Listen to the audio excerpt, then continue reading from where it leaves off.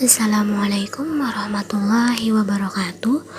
Perkenalkan, nama saya Ernida Friani. Saya berasal dari program studi pendidikan guru pendidikan anak usia dini, kelas reguler pagi. Di sini saya akan mempresentasikan dengan materi wawasan Nusantara. Pengertian wawasan Nusantara.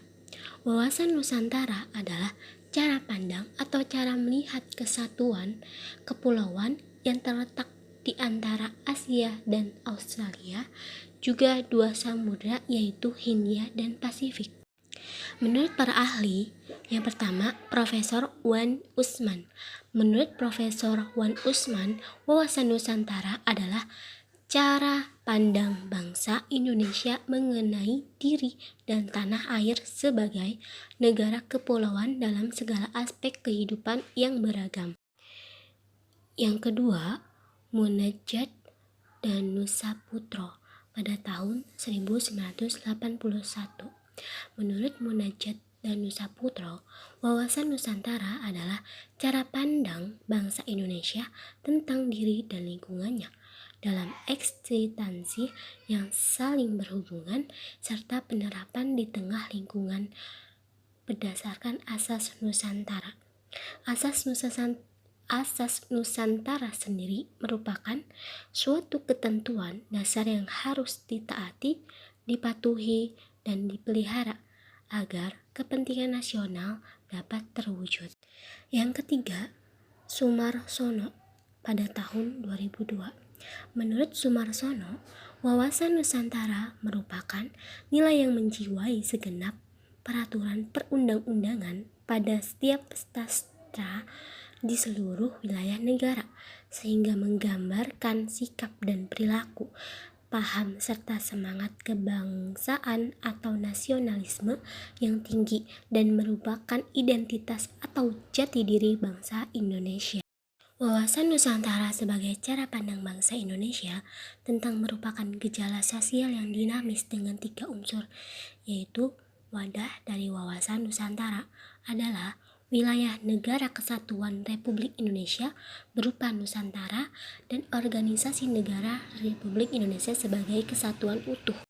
Isi wawasan Nusantara adalah inspirasi bangsa Indonesia berupa cita-cita nasional berdasarkan Pancasila dan Undang-Undang Dasar 1945. Tata laku dari wawasan Nusantara adalah tindakan bangsa Indonesia untuk melaksanakan falsafah Pancasila dan Undang-Undang Dasar 1945 yang apabila dilaksanakan dapat menghasilkan wawasan Nusantara. Yang keempat, Sri Janti Kalean dan Ahmad Subaidi pada tahun 2007. Menurut mereka, wawasan Nusantara ialah cara pandang bangsa terhadap diri dan lingkungannya berdasarkan Pancasila dan Undang-Undang Dasar 1945 serta sesuai wilayah geografis Nusantara yang menjiwai kehidupan bangsa demi mencapai tujuan dan cita-cita nasional. Fungsi wawasan Nusantara. Tujuan wawasan Nusantara adalah mewujudkan nasionalisme yang tinggi di segala aspek kehidupan rakyat yang lebih mengutamakan kepentingan nasional dibandingkan kepentingan individu, kelompok, golongan, suku, atau daerah. Kedudukan wawasan Nusantara sendiri berada dalam hierarki paradigma sosial, dimulai dari hierarki 1, landasan ideologi atau Pancasila sebagai falsafah ideologi bangsa, dasar negara. Hierarki 2, yaitu landasan konstitusionalnya Undang-Undang 1945. Hierarki 3, yaitu landasan visional adalah wawasan Nusantara. Hierarki 4, yaitu landasan konsepsional merupakan ketahanan nasional. Dan hierarki 5, yaitu landasan operasional adalah GBHN, garis-garis besar haluan negara. Jika mengacu pada pengertian wawasan Nusantara, sebenarnya fungsi utama dari wawasan Nusantara adalah sebagai panduan, pedoman, acuan bagi bangsa Indonesia dalam bernegara. Fungsi wawasan Nusantara sendiri terbagi lagi ke dalam 4 kategori, yaitu 1. Wawasan pertahanan dan keamanan nasional, yaitu mengarah pada pandangan geopolitik negara Indonesia. Pandangan tersebut mencakup tanah air serta segenap wilayah negara kesatuan Republik Indonesia. Yang kedua, wawasan kewilayahan Indonesia, termasuk pemahaman mengenai batas wilayah Indonesia agar terhindar dari potensi sengketa dengan negara lain. Yang ketiga, wawasan pembangunan, dengan beberapa unsur di dalamnya seperti sosial politik, kesatuan politik, pertahanan serta keamanan negara, ekonomi, dan sosial ekonomi. Yang keempat, konsep ketahanan nasional. Konsep ketahanan sosial yang memegang peranan penting dalam perencanaan pembangunan, kewilayahan, serta pertahanan keamanan nasional. Tujuan wawasan Nusantara keluar adalah menjamin kepentingan nasional dalam era globalisasi yang kian mendunia maupun kehidupan dalam negeri.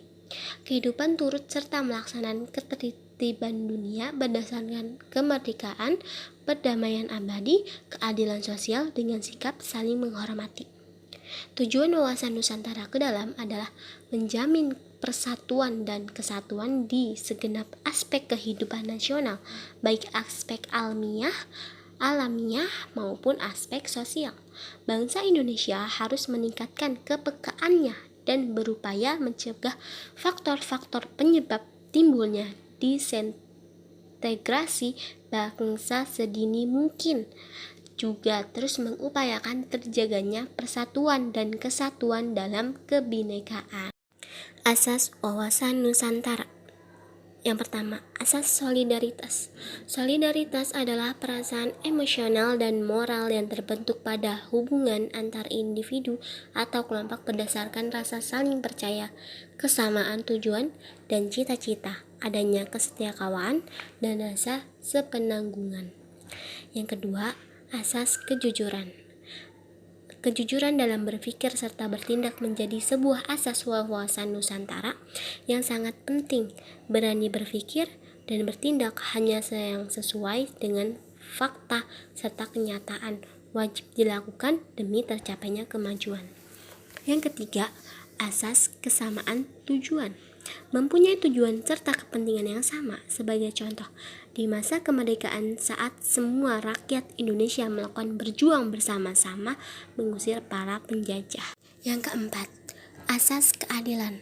Seluruh elemen masyarakat mempunyai hak yang sama dalam mendapatkan keadilan dan mewujudkan tujuan serta cita-cita nasional, tidak boleh merugikan pihak tertentu maupun mengutamakan kepentingan kelompok atau golongan sendiri. Hal ini berlaku dalam segala aspek kehidupan bernegara, baik keadilan secara hukum, ekonomi, politik, serta sosial. Asas kerjasama. Yang kelima, asas kerjasama.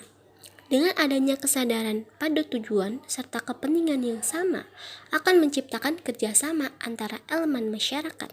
Kerjasama serta koordinasi tersebut dapat dilaksanakan atas dasar kesetaraan agar terciptanya efektivitas dalam mencapai tujuan bersama. Sebab kebersamaan dan gotong royong ini akan memudahkan serta meringankan suatu pekerjaan termasuk dalam menghadapi tantangan terhadap implementasi wawasan Nusantara. Implementasi wawasan Nusantara. Yang pertama, implementasi di bidang pertahanan dan keamanan. Yang kedua, implementasi di bidang politik. Yang ketiga, implementasi di bidang ekonomi. Dan yang keempat, implementasi di bidang sosial. Tantangan implementasi wawasan Nusantara di era modern. Yang pertama, perkembangan pesat teknologi. Yang kedua, kapitalisme. Yang ketiga, pemberdayaan masyarakat. Sekian presentasi dari saya untuk materi wawasan Nusantara. Apabila ada kekurangan dan kesalahan, saya minta maaf. Wassalamualaikum warahmatullahi wabarakatuh.